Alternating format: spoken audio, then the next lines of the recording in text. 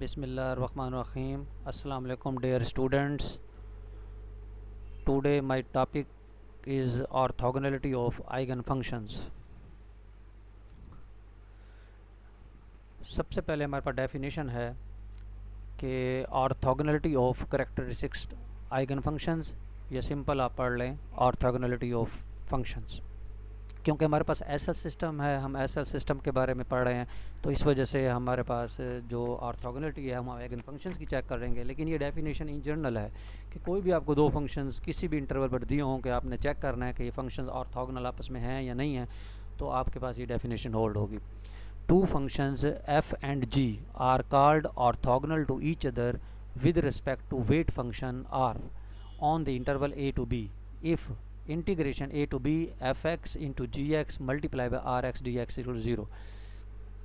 ये are x function वो function है जो हमारे पास एस एल इक्वेशन के अंदर लेमडा के साथ फंक्शन होता है, यानी लेमडा यानी आर एक्स का जो कोफिशेंट होता है वो लेमडा होता है। तो लेमडा के साथ जो फंक्शन आपके पास होगा वो आर एफ एक्स आएगा, तो उस आर एफ एक्स को हम वेट फंक्शन भी कहते हैं। तो हमारे पास एक एफ एक्स फंक्शन होगा, एक जी एक्स फंक्शन होगा, दो फंक्शन होंगे। आपने इनको अगर चेक करना है with respect to weight function r x कि ये ऑर्थोगोनल हैं या नहीं है, तो आप इन तीनों को आपस में मल्टीप्लाई करके जो भी इंटरवल आपको दिया हुआ है उसमें उसकी इंटीग्रेशन लें, आंसर उसका ज़ीरो आना चाहिए। जैसा कि नीचे एग्जांपल में उन्होंने शो किया है कि show that the following function are orthogonal over the interval 0 से pi with respect to weight function 1। अगर दे दिए तो ठीक है, अदरवाइज़ हम नहीं कंसिडर करते हैं। जैसा कि एग्जांपल है साइन एक्स है और दूसरा फंक्शन साइन 2x है, तो आप एक ही एग्जांपल कंसीडर कर लें। Sine x multiply by sine 2x, r x तो 1 ही है तो 1 मल्टीप्लाई कर दें इंटीग्रेशन 0 से पाई। तो ये साइन एक्स है, ये साइन 2x है, ये इसके डेरिवेटिव्स नहीं बन रहे, इसलिए हमने 2 से ज़रब किया, 2 से तकसीम कर दिया है। तो ये बन गया formula -2 sine alpha sine beta बराबर होता है cosine alpha plus beta minus cosine alpha minus beta. Formula लगा दिया dx। कोसाइन 3x की इंटीग्रेशन लें, साइन 3x ओवर 3 आएगा और कोसाइन x की इंटीग्रेशन साइन x आ जाएगा। 0 से पाई लिमिट्स, इधर भी 0 से पाई लिमिट्स अप्लाई करें, फंडामेंटल थ्योरम अप्लाई करें। यहाँ भी साइन पाई पर भी 0 होता है और साइन 0 पर भी 0 होता है, इसलिए ये दोनों टर्म्स हमारे पास 0 हो जाएंगी। तो यहाँ से साबित हो जाएगा function sine x and sine 2x are orthogonal over the interval 0 से पाई। नेक्स्ट हमारे पास थ्योरम है prove that functions of the SL system corresponding to distinct eigenvalues are orthogonal with respect to weight function Rx। यानी आपने ये साबित करना है कि हमारे पास डिफरेंट आइगन वैल्यूज़ के करस्पॉन्डिंग जो डिफरेंट फंक्शंस आते हैं, आइगन फंक्शंस SL इक्वेशंस के with respect to weight function Rx, ये हमेशा ऑर्थोगोनल होते हैं। कंडीशन इसमें जो मर्जी हो, यानी 3 कंडीशंस होती हैं, 3 किस्म की कंडीशंस होती हैं हमारे पास। रेगुलर कंडीशंस भी हम ले सकते हैं, सिंगुलर भी ले सकते हैं, पीरियोडिक भी ले सकते हैं। तो 3 केस होते हैं, अगर एक केस समझ आ जाए तो बाकी 2 भी इजीली आप उसको सॉल्व कर सकते हैं। तो जैसा कि हमने कंसीडर किया S L equation p x u prime of x whole prime plus q x u of x plus r x u x is equal to 0। मतलब यहाँ लेमडा भी है, यहाँ लेमडा मिस्टेकन है, यानी मिस्टेक है यहाँ, मतलब यहाँ नहीं लगा हुआ है इन्होंने। तो d over d x a to b in term of S L differential operator, यानी एस एल ऑपरेटर फॉर्म में लिखे, यानी p x u x prime you prime plus q x u x, इनमें से यू जब हम बाहर देखेंगे तो हमारे पास ये बनेगा एल यू। क्या बन जाएगा? L u plus lambda r u is equal to 0। यानी इस डिफरेंशियल इक्वेशन को एस एल फॉर्म में जब हम लिखेंगे ऑपरेटर फॉर्म में, तो ये बनेगा L u plus lambda r u is equal to 0 where L is equal to d over d x p x d over d x plus q x. और यहाँ से अगर हम एल यू को एक तरफ रखें, लेमडा आर यू को दूसरी तरफ ले जाएं, तो बनेगा माइनस लेमडा आर यू। अब हमारे पास उसने कहा है कि एस एल के 2 फंक्शंस आपने कंसीडर करने हैं, 2 मुख्तलिफ आइगन वैल्यूज़ के करस्पॉन्डिंग। तो हमारे पास एक यू एम ले लेंगे, एक हम यू एन ले लेंगे। ये 2 डिफरेंट फंक्शंस हमने कंसीडर किए corresponding to 2 different eigen values. एक को लेमडा एम ले लिया, यानी यू एम के करस्पॉन्डिंग लेमडा एम और यू एन के करस्पॉन्डिंग लेमडा एम। तो यहाँ u की जगह यू एम पुट करेंगे तो लेमडा की जगह लेमडा एम पुट कर देंगे, और अगर u की जगह यू एन पुट करेंगे तो लेमडा की जगह लेमडा एन पुट कर देंगे। तो ये बनेगी एल यू एम बराबर हो गया minus lambda m r u m, L u n बराबर होगा minus lambda n r u n. ये यू एम है, यहाँ यू एन। आप इस इक्वेशन को यू एन से मल्टीप्लाई कर दें पूरी इक्वेशन को, और इस इक्वेशन को यू एम से मल्टीप्लाई कर दें और आपस में सब्ट्रैक्ट कर दें। U n L u m minus you m L u n, तो जब इसको माइनस करें तो ये माइनस माइनस प्लस हो जाएगा, तो ये lambda n minus lambda n r u m, और यू एन जो है वो कॉमन आ जाएगा। तो इसको इस तरह लिख दें।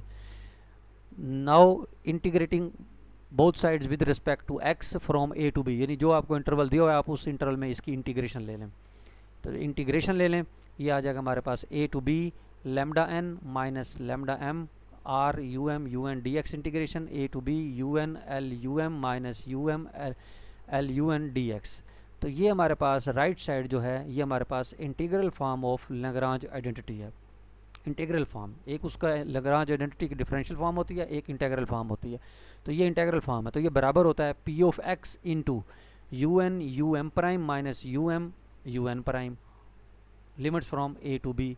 तो इस पर जब हम सॉल्व करके यानी ये अप्लाई किया और इस पर फंडामेंटल थ्योरम लगाएंगे, तो ये पहले अपर लिमिट पुट करेंगे, ये बनेगा P of A you N B you M prime B minus you M B minus you N prime B minus P of A you M prime A minus you N prime A. यानी fundamental theorem लगाने के बाद आपके पास ये equation 1 का नाम दे दिया उन्होंने, एस एल इक्वेशन को उन्होंने लैग्रांज आइडेंटिटी लगाकर ये फॉर्म बना लिए।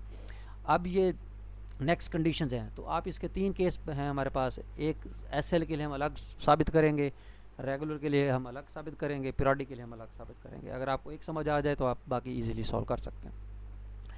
बाउंड्री कंडीशन हमारे पास रेगुलर के लिए अगर हम करें तो alpha U of A plus alpha prime U of A prime A 0 होता है, beta U B plus beta prime you prime B is equal to 0 होता है। अगर यू हमारे पास फंक्शंस है, मतलब डिपेंडेंट वेरिएबल है हमारे पास यू, इसी तरह आइगन फंक्शन है, तो यू आइगन फंक्शन होता है डिपेंडेंट, क्योंकि डिफरेंशियल इक्वेशन का सोल्यूशन जो होता है वो आइगन फंक्शन होता है। तो यहाँ यू एम के लिए अलग कंडीशंस होल्ड होंगी और यू एन के लिए अलग होल्ड होंगी। तो ये यू एम के लिए अलग उसने लिखी और यू एन के लिए अलग, यानी जहाँ जहाँ यू है वहाँ यू एम रिप्लेस कर दिया, जहाँ जहाँ यू है वहाँ यू एन रिप्लेस कर दिया। 2 कंडीशंस होंगी। अब इस पूरी इक्वेशन 1 में देखें, आप की चॉइस है कि अगर आप यहाँ यू प्राइम की वैल्यू एम को ख़त्म करके एन लाना चाहते हैं या एन को ख़त्म करके एम लाना चाहते हैं कि सेम में ले आएँ।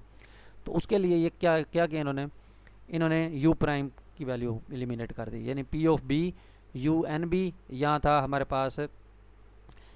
पास था यू एन प्राइम, तो यहाँ से यू एन प्राइम की वैल्यू यहाँ से कैलकुलेट कर ली। फिर यहाँ हमारे पास है यू एम प्राइम, उसकी वैल्यू भी यहाँ से कैलकुलेट कर ली। यू एन प्राइम उसकी वैल्यू भी नीचे से बाउंड्री कंडीशन से कैलकुलेट करके उन्होंने यहाँ पुट कर दी है। तो जब ये पुटिंग की तो हर टर्म आपस में कैंसिल हो जाएगी, तो हमारे पास आंसर क्या आ जाएगा 0।